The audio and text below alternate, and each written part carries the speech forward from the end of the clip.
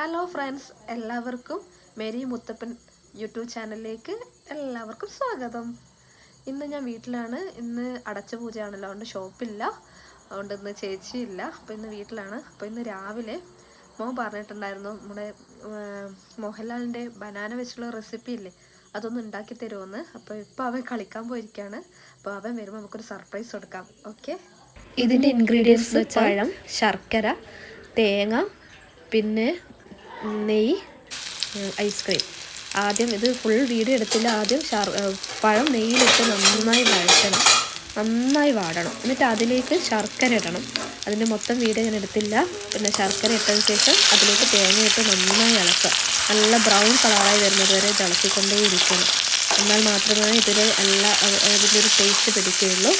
പിന്നെ അതിലേക്ക് ഐസ്ക്രീം ഇടുക.